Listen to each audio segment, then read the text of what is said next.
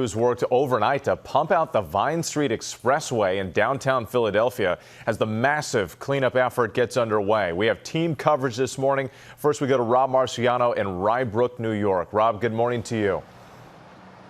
Hey, good morning. You know, during the height of the storm, this babbling brook was a torrent up and over my head, tearing apart this footbridge with its power. You know, we've heard so many stories of people trapped in their cars or abandoning cars on highways. In this case, this Mustang ripped right from its driveway and carried across a major thoroughfare, landing here upside down. One of thousands of cars and homes destroyed with the wrath of Hurricane Ida. Go, go, go, go, get out of here. This morning, the death toll rising as residents in the Northeast reel from the aftermath of Hurricane Ida. ABC News now confirming 49 deaths along the East Coast, spanning 5 different states. Remnants of Ida leaving communities in chaos, extensive cleanup underway, some forced to throw out all of their belongings. Everything, there's no choice. You have to, because everything is gone. This as search efforts continue. Police still looking for those missing. I will ask everyone to please check on your neighbors, family, and friends to assure their well-being. We are continuing surveys and wellness checks on areas that were impacted by the storm. Ida, now the deadliest tropical system to hit the U.S. in 4 years. This husband and wife I spoke to saw their home in Rye Brook, New York, filled with water. Their car swept away a quarter of a mile, ending up overturned in this stream. The water was so strong it ripped the floor right out of your house and then carried your car all the way down here across the street. Across the street. It's probably a quarter of a mile from the house. In New York City, 13 lost their lives in the wake of the storm, 11 of whom were trapped inside flooded lower-level apartments. We have lost a son. We have lost a sister.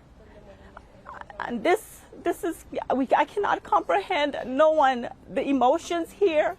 The city's Department of Buildings now investigating living conditions after the fatalities. In a statement, DOB confirming 5 of the 6 properties where New Yorkers tragically lost their lives during the floods were illegally converted cellar and basement apartments. Mayor de Blasio calling the devastation in the city a wake-up call. The worst tragedies we saw on Wednesday did not happen anywhere near the shoreline. And this is another reality we have to face. The mayor also announcing a new weather response task force and measures to avoid future devastation, including travel bans, door-to-door warnings, and basement evacuations. Meanwhile, in neighboring states like New Jersey, residents trying to pick up the pieces there. What I saw and witnessed was actually worse than Irene or Sandy. We see this time and time again with tropical systems. Most of the fatalities happen inland with this sort of flooding. Most of the rivers have receded, though there are some still in flood stage that will be slow to recede. The good news is this will be the 3rd straight day of dry weather for recovery efforts here. But we can't forget what's going on in New Orleans with their recovery. It's going to be another hot day across the Gulf Coast. They've actually lowered the heat advisory criteria for New Orleans because so many people are without power and without electricity. But another warm day for recovery efforts there. Eva? And you look at those temperatures and those people without power, and you just can't imagine what it must feel like in those homes as they try to repair the damage there. Rob, thank you so much for that.